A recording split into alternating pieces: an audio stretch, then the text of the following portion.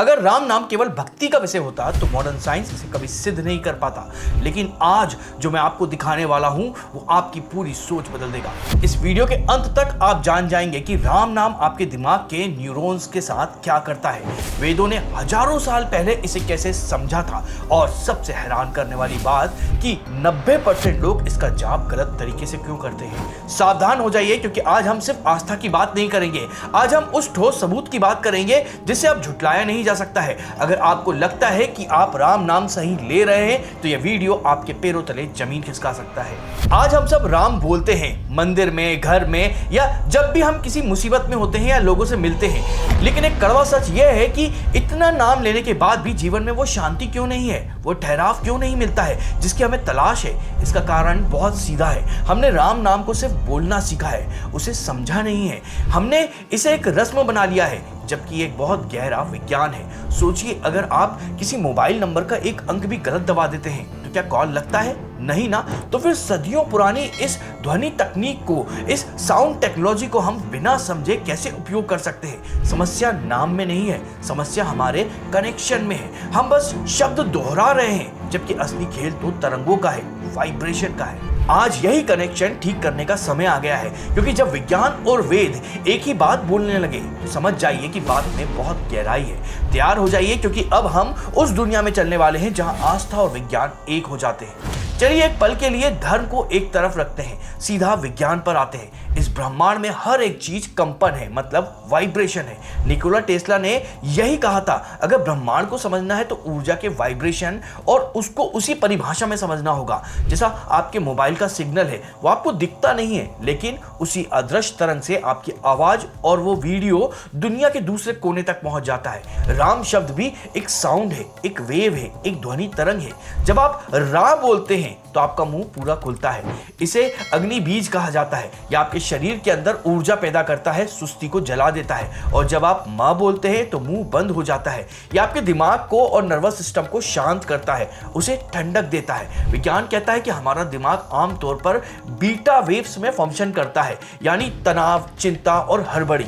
लेकिन राम नाम का लगातार सही उच्चारण आपके ब्रेन को तुरंत अल्फा और थीटा स्टेट में शिफ्ट कर देता है। यह वो अवस्था है जहां आपका शरीर खुद को ठीक करना शुरू करता है, आपका फोकस लेजर तेज हो जाता है।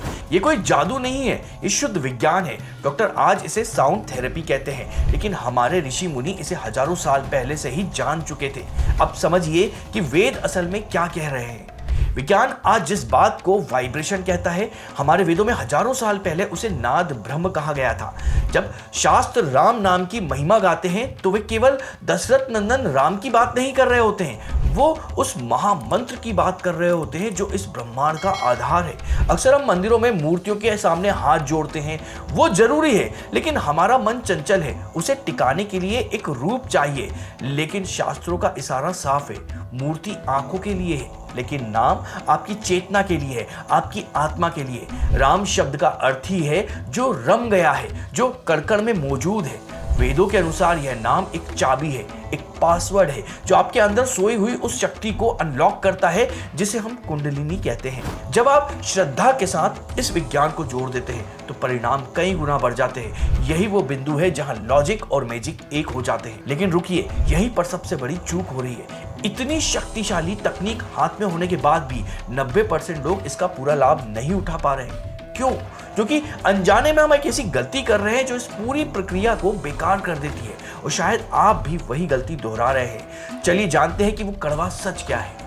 यहीं पर सबसे बड़ी गलती होती है, और यह गलती है यांत्रिक होना, यानी मैकेनिकल हो जाना। ज्यादातर लोग राम नाम ऐसे लेते हैं जैसे किसी रेस में दौड़ रहे हों, जल्दी जल्दी, बिना रुके। और सबसे खतरनाक बात, उनका दिमाग कहीं और होता है।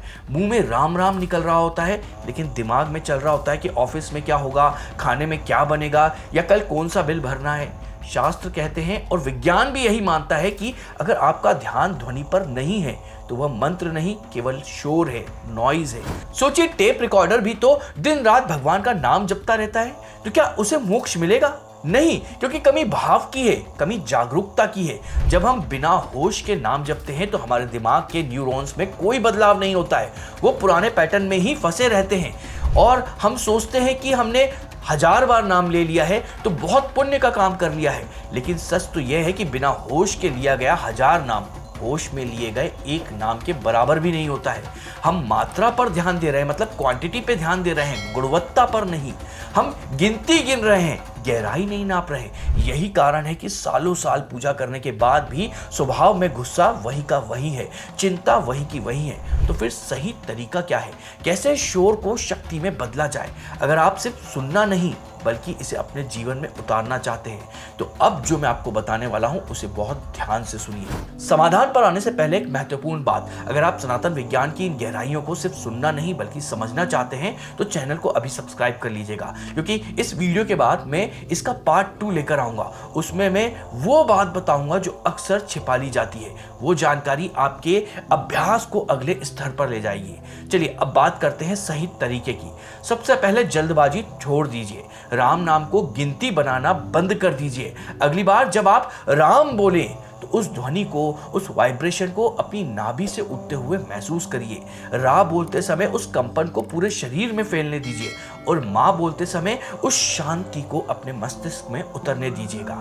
इसे अपने सांसों के साथ जोड़ दें। सांस लेते समय मन में जाप करें और सांस छोड़ते समय ध्वनि के साथ आप देखेंगे कि जो अनुभव आपको घंटों के यांत्रिक पूजा में नहीं मिल रहा था वो केवल 5 मिनट में ही इस सही जाप से मिलने लगेगा। लेकिन क्या यह काफी है? क्योंकि एक सवाल अभी भी बाकी है, क्या हर इंसान के लिए राम नाम ही काम करेगा या आपके व्यक्तित्व के हिसाब से कोई और ध्वनि है जो आपके लिए बनी है? यही वो राज है जो हम अगले वीडियो में खोलेंगे। अगला वीडियो सिर्फ राम नाम पर ही नहीं होगा बल्कि इस गहरे राज पर होगा कि कौन सा नाम, कौन सा शब्द किस इंसान की एनर्जी के लिए काम करता है। क्या पता कि जिस चाबी का इस्तेमाल आप कर रहे हैं वो आपके ताले के लिए बनी ही ना हो? इस सवाल का जवाब आपको अगले वीडियो में मिल जाएगा। और अगर ये वीडियो पसंद आया तो इस वीडियो को लाइक करके स्वैप का आप कमेंट को स्वैप करेंगे तो वहां पर हाइप नाम का एक ऑप्शन आएगा। इस वीडियो को हाइप भी करिएगा और हमारे चैनल को सब्सक्राइब भी करिएगा। तो चलते मिलते हैं अगले वीडियो में।